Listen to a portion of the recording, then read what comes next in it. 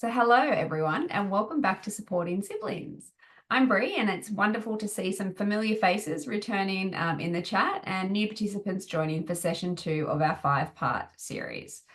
Before we begin, I'd like to acknowledge the traditional custodians of the lands from which we're all joining today.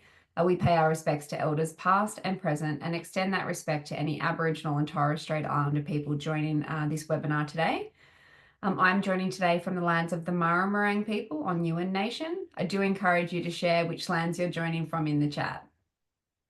So last session, we began our journey by understanding the sibling experience, exploring how siblings are affected when there's a disability in the family and how we can better recognize their needs. Today, we're building on that foundation by focusing on something that sits at the heart of the family life, and that's relationships. Sibling relationships are among the most powerful bonds we form in our lives. For siblings of children with disability, these relationships often carry extra layers of emotion, complexity, and opportunities for growth. They can also be sources of deep connection, fierce protection, and incredible resilience, but they can also involve unique challenges that require thoughtful support. So today's session, Supporting Relationships and Resilience, is all about how families can actively nurture positive sibling relationships. And I'm really excited to be joined today by Rachel Bailey from Siblings Australia. I'll just do a little bit of an intro to Rachel and then I'm going to hand it straight over to her. But Rachel is a counsellor who has over a decade of experience supporting children and families. And has been with Siblings Australia for nearly 5 years. So in her role, Rachel supports siblings through individual and group counselling as part of the SIB support program.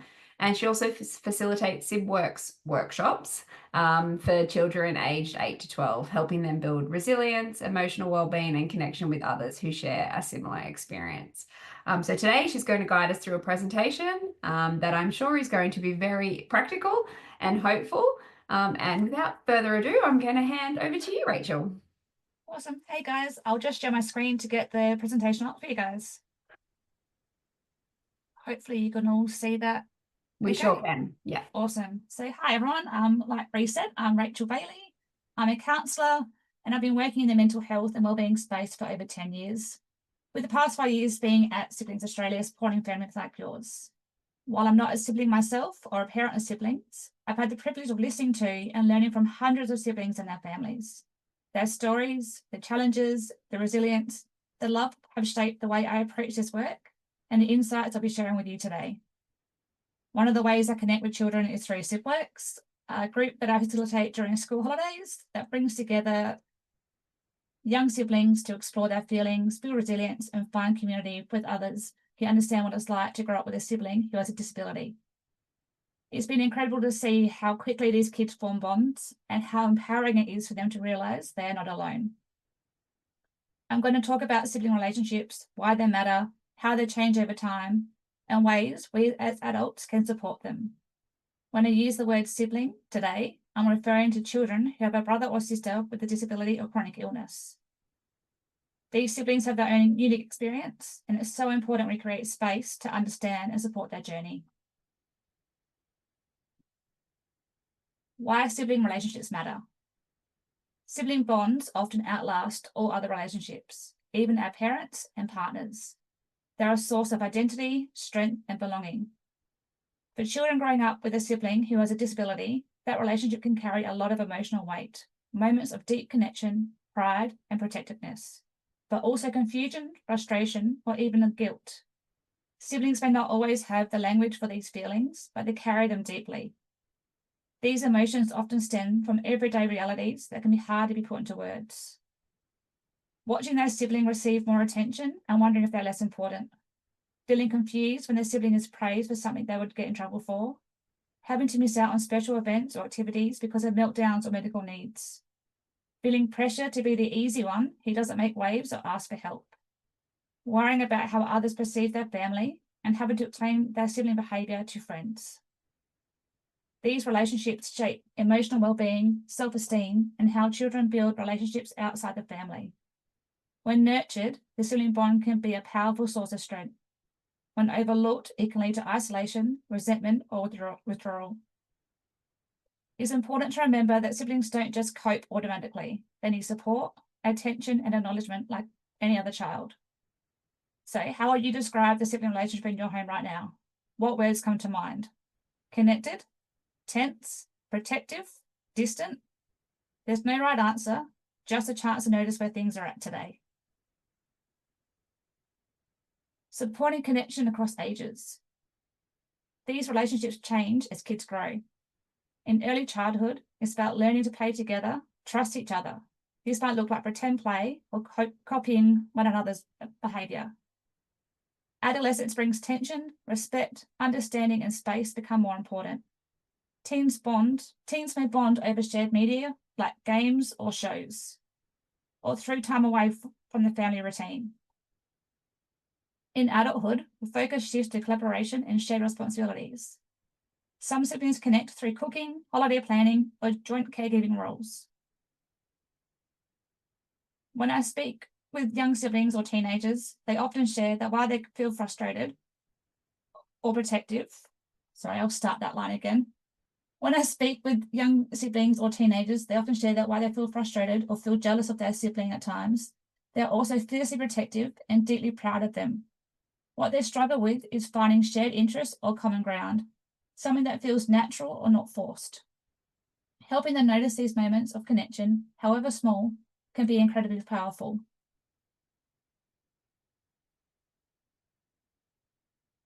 Empathy helps siblings relate to each other's experiences, even when they don't fully understand what their brother or sister is going through. For the sibling of a child with a disability, they're often asked to show a lot of patience, flexibility, and emotional maturity. This can be confusing and frustrating if they don't feel acknowledged themselves. It can sometimes feel like they're expected to be the easy or good child, the one who waits quietly, seems to always know what's needed, and doesn't ask for much. But underneath that surface, there's often a swirl of emotions that go unspoken. As parents, we can model empathy in the way we respond to both children's feelings. That might sound like, it's okay to feel upset when plans change because of your brother's or sister's appointments. I can see this is hard for you, and I'm here to listen. When we name and validate what they're experiencing, we teach them to do the same for their sibling and for themselves. This builds emotional connection, not just tolerance. Empathy is not about making excuses for behaviour. It's about understanding the why behind emotions and actions and responding with curiosity instead of judgment. And this goes both ways. Helping your child understand why their sibling might act out, and also helping your child feel seen when they've held it together through something hard are both forms of empathy in action. Use the name it to tame it strategy if one child feels jealous or frustrated. Help them find the words. Giving language to emotion builds emotional intelligence and reduces the chances those feelings will come out as behaviour instead. Over time, children learn to name their emotions, can better regulate them, and extend the same empathy to others, including their sibling. Building resilience together. Resilience doesn't come from avoiding stress, but from working through it together, and that includes siblings. Siblings often face shared stress, medical emergencies, change routines, missing out on their own activities due to medical appointments or meltdowns, or simply feeling left out. Some describe the unpredictability of home life as exhausting, never knowing when plans will change or when a meltdown might derail a family moment they were looking forward to. As parents, we can support resilience by helping children name hard feelings, discuss changes openly, and develop predictable, safe routines. When children feel emotionally safe, they are more likely to cope with the challenges around them. Even small rituals like a family walk after school, reading together before bed, or a special time jar where each child gets to pick a weekly activity can create stability. These moments tell children you matter too. We can also remind children it's okay to feel two things at once, like loving your sibling but being annoyed that they get more time with mum. That normalizes emotional complexity and teaches children that conflicting feelings can sit side by side.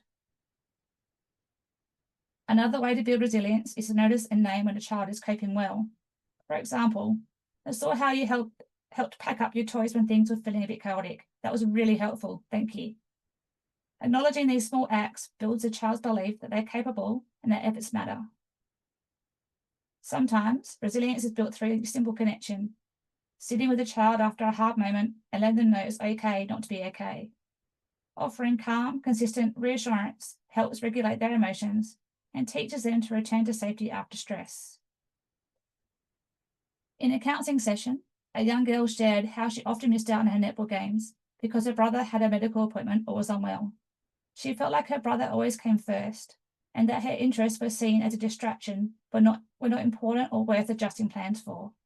She was clearly proud of being on her team, but felt invisible she had to miss out without much explanation or recognition. We explored what helped her feel calm and what she wished her parents understood.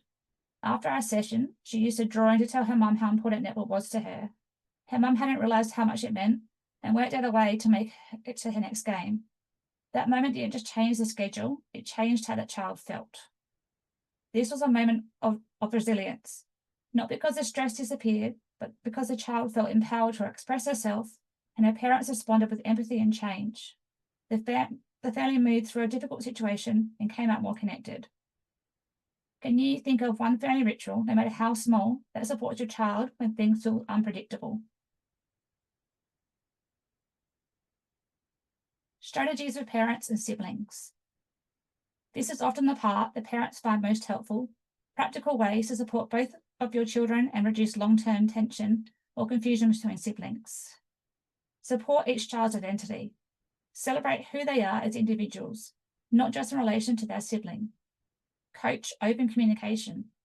Model how to express feelings respectfully, ask for space, or come back together after conflict. Respect autonomy. Just because a child is older doesn't mean they should automatically become a carer. Let them contribute in ways that feel right to them.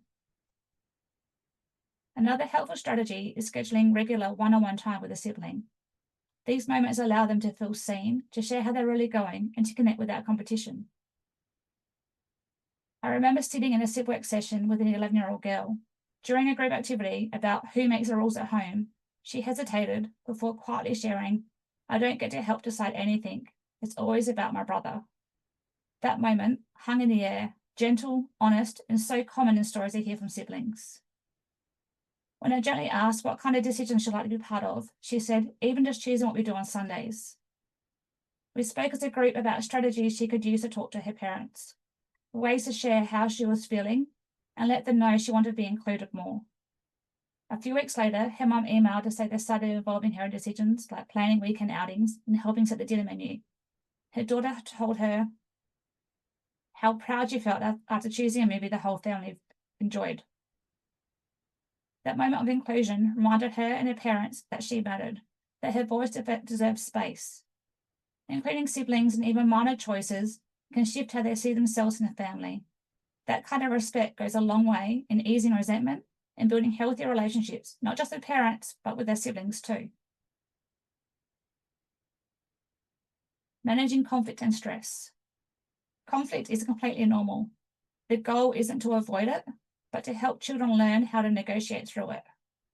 Conflict occurs in everyday life, on the playground, with teachers, with parents. So, of course, it will happen in a sibling relationship too. When one child in a family lives with disability, it can amplify these moments. Maybe one child gets more attention or expectations feel unequal, or one is given more flexibility or understanding. While that might be necessary, it can still feel unfair. The perception still matters. It's also worth saying that clearly not all sibling conflict has to do with disability or differences. Sometimes it's just kids being kids. They're still learning how to share, how to self-regulate, how to manage jealousy, and how to bounce back after disagreement. That's normal. Some key strategies are to focus on repair, not blame. Help children come back together after conflict and work out how to move forward. Encourage children to hear each other's side. This can be as simple as asking each child to say, "This is what happened for me." Acknowledge their needs. You're right. You're both right to feel upset. Normalize that people can have different truths in the same moment. Create a safe space at home where each child can go to de-escalate, somewhere quiet they can retreat to when emotions run high. Then, once calm, support them in revisiting the issue with curiosity, not shame. Children quickly notice that they're always the one in trouble, especially when their brother or sister with disability isn't held to the same expectations. This can lead to resentment and a sense that they're always losing. One child said to me once, "It doesn't matter what we fight about, I always get in trouble because I should know better." Another common frustration I hear from siblings, especially as they get older, is when they feel their brother or sister is using their disability as a get-out-of-jail-free card. One sibling shared, he knows exactly what he's doing, he plays a sympathy card and gets away with it. These comments often come with guilt because they love and care about their sibling, but they also feel the injustice when boundaries or expectations aren't consistent. When the sibling calls out this behaviour, it's sometimes met with surprise or defensiveness from adults. He might not realise the capability the disabled child has developed. These moments can be powerful reminders to check in with both children to understand their perspective and ensure boundaries are fair and respectful. Provide both children with a fair and clear strategies to resolve conflict and help them understand that not all conflict will be solved perfectly. Sometimes there's no real winner, but that doesn't mean one child should always feel like the one who loses. Conflict resolution isn't about assigning blame, it's about building empathy, boundaries, and repair. Give children the language to apologise and move on. Phrases like, "I'm sorry I yelled, I was feeling overwhelmed.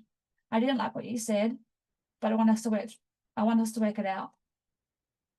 These teach children to recognise and regulate their feelings while still respecting the feelings of others.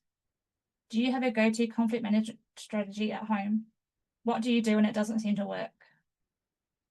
One idea that can help is revisiting the situation later when everyone is calm, modelling that it's okay to pause and come back to the issue when emotions aren't as high. This teaches children that conflict resolution is a process, not a one-time fix. It also models that adults don't always get it right the first time either, and that's okay.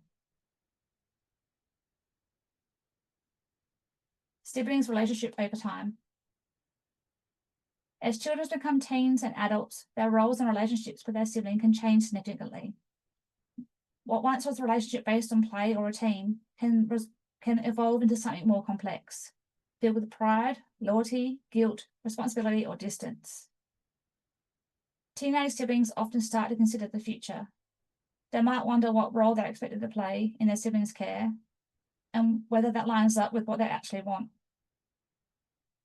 Some feel pressure to become a carer, but others worry they're being selfish for wanting independence. These are heavy, important questions.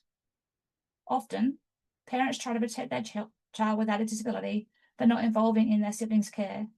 The intention is loving, giving them access to their own life without burden. But many siblings later describe feeling shut out or unprepared.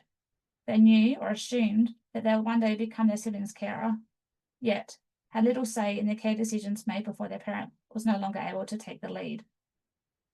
This sense of exclusion can create confusion, frustration, and long-term resentment, not just towards parents, but towards the role they eventually inherit. Giving everyone in the household a voice, including the disabled child and their sibling, builds transparency, trust, and confidence. It ensures that planning isn't something done for siblings, but with them. That's why it's so vital to give siblings space to reflect, to speak honestly, and to ask questions without judgment. It's also important to reassure them that there's no one right path. As parents, we can begin planting the seeds early by checking in about how they see their relationship evolving and what kind of support they might need in the future. When you think about your children in 10 or 20 years, what do you hope their relationship with each other looks like?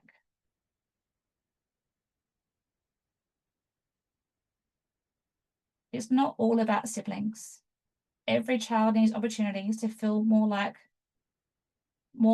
than the sibling of. They need spaces where they can just be themselves. Friendship and strong peer relationships reduce pressure on the sibling relationship.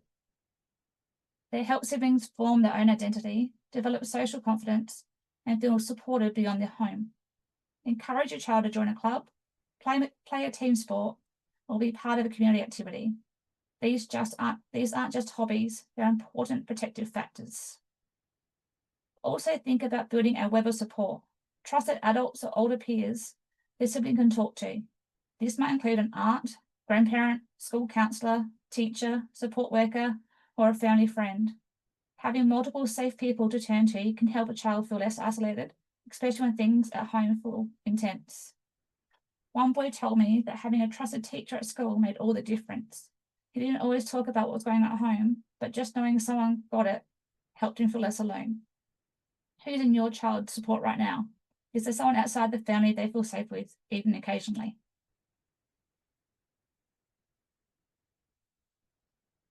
Before I share the key messages, I wanted to reassure you that the intention of this presentation is not to add to your mum or dad guilt or make you feel like you're not doing enough.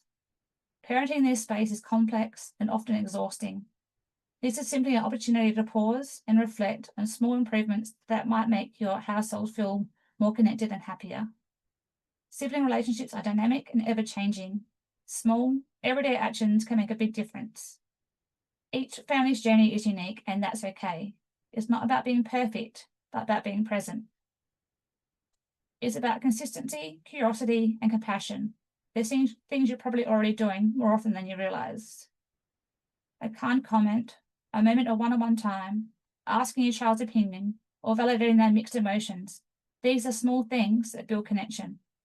Ask yourself, what is one small thing I could try this week to support connection between my children at home?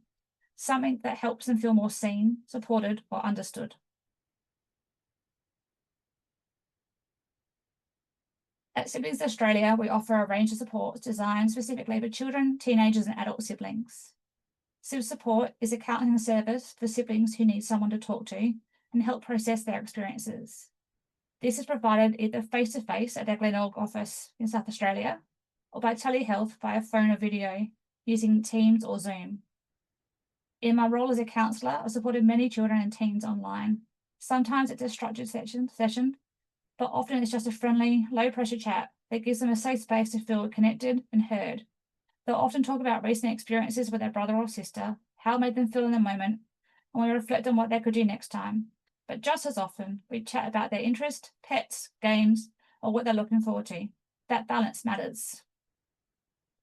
SibWorks is a group-based resilience building program for children aged 8 to 12 years of age. We also provide training to professionals across Australia who wish to deliver the SibWorks program in their own practices or communities. These programs all look a little different. Some are run as a 2-day school holiday intensive, others as weekly programs across a school term, and some even as a weekend retreat. This flexibility allows facilitators to tailor their experience to their local families while keeping the core framework consistent. SibWise is an online training and resource for parents and professionals to better support siblings. TeenSib is a moderated online connection for teenagers by Discord, offering a safe space to connect with others who share similar experiences. We've also hosted in-person catch-ups in Adelaide, where teen siblings have met, gone bowling, and formed lasting friendships. We also have an ebook, Alex and Arlo, which is a story that is written towards helping young siblings, children, feel less alone in their experiences, and to provide reassurance that there are others out there who understand how they feel. The story follows Alex as she navigates life with her younger brother, Arlo, who has a disability. Through relatable scenarios and gentle coping strategies, the book supports young readers in understanding tricky feelings and builds empathy and resilience from an early age. To find out about any of these services or to download the free ebook, please visit our website, siblingsaustralia.org.au.